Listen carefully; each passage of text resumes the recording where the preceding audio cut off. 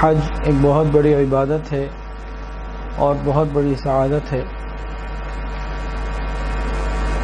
چند ہفتوں پہلے حج پہ جانے کی تیاریاں تھیں اور اب دن رات صبح شام حجاج واپس آ رہے ہیں۔ حجاج کے لیے کیا صرف حج کا سفر اچھا ہو جانا اور وہاں اچھا کھانا پینا ملنا، اچھی سواریوں کا مل جانا، سارے کام وقت پر ہو جانا، کیا یہی کافی ہے یا حج کے بعد بھی کچھ ذمہ داریاں ہیں؟ یقیناً حج کے بعد کی ذمہ داریاں ہیں اور وہ بہت اہم اور بڑی ہیں اور وہ قبر تک ہیں۔ حج کا سفر تو کسی نے 14 دن کا کیا، کسی نے 21 یا 25 دن کا کیا، کسی نے تقریباً 40 دن کا کیا، تو وہاں کے اعمال اور وہاں کی ذمہ داریاں تو کم و بیشی کے ساتھ پوری ہو گئی۔ اب اگلا مرحلہ ہے اس کی قبولیت کا، کیا یہ اللہ کے ہاں قبول بھی ہو گیا یا نہیں؟ یہ بہت اہم پوائنٹ ہے، اس کو تمام حجاج ضرور توجہ سے سنیں گے تو انشاءاللہ یہ سمجھ میں آئے گی کہ اس کی اہمیت کتنی ہے۔ صرف حج کو کر لینا یہ مکمل نہیں ہے، ابھی تو اللہ نے ایک بہت بڑی سعادت دی، بہت بڑی نعمت عطا فرمائی، اس کو شیطان سے اور نفس کی مکاریوں سے بچاتے ہوئے قبر تک لے جانا ہے، تاکہ جو اس کا اصل اجر اور ریوارڈ ہے قیامت کے دن وہ مل سکے، وہ انسان حج کرنے والا اللہ سے وصول کر سکے۔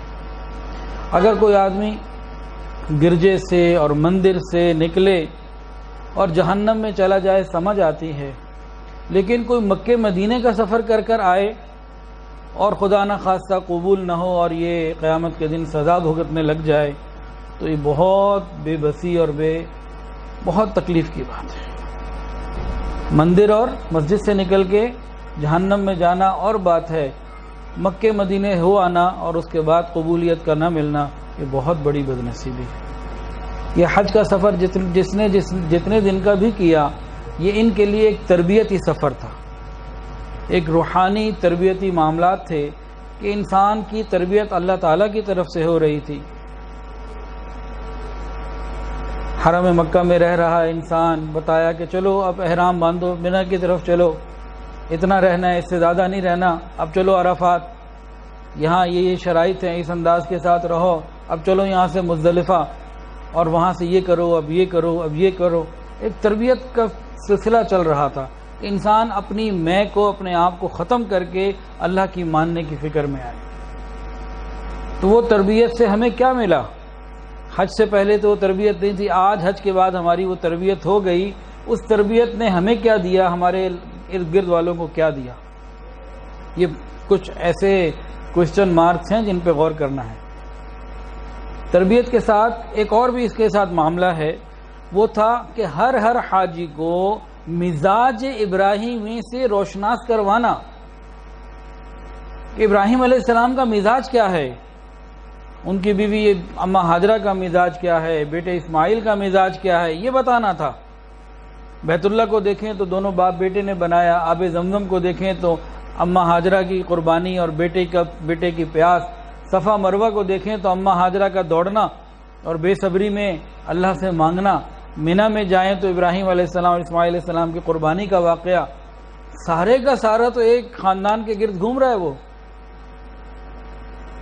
تو تربیت کے لیے بلایا تھا کہ ایک تو یہ تربیت ہو جائے کہ تم سر جھکانے والے بن جاؤ، یہ مت پوچھو کہ حرم میں تو 1 لاکھ کی نماز کا ثواب تھا، ہمیں کہاں ویرانے میں پھینک دیا، اور وہاں کہتے ہیں کبھی نماز ملا کے پڑھو، کبھی کہتے ہیں الگ الگ پڑھو، اور یہاں اتنے وقت تک رہو، اتنے وقت تک رہو، اس سے کم رہے تو یہ نہیں ہوگا، اس سے زیادہ رہے تو یہ ہو جائے گا، وہ ہو جائے گا۔ ایک تربیت دی جا رہی ہے۔ تو ہمیں تربیت سے کیا ملا؟ اب اس کی امپلیمنٹیشن یہاں آ کے کرنی ہے، واپس آ کے، اور کہاں کب تک کرنی ہے؟ قبر تک۔ اور دوسرا، مزاج ابراہیمی میں سے ہمیں کیا ملا؟ اگر ہم نے سفر تو پورا کر لیا اور ابراہیم علیہ السلام اور ان کے خاندان کا مزاج ہمارے اندر نہ آیا تو یہ حج فقہی طور پر تو حج ہو گیا، لیکن روحانی طور پہ ہم بہت محروم ہو گئے۔ تو آج جو باتیں کی جائیں گی تو حجاج کے لیے توجہ سے سننے والی باتیں ہیں، اللہ تعالیٰ عمل کی توفیق عطا فرمائے۔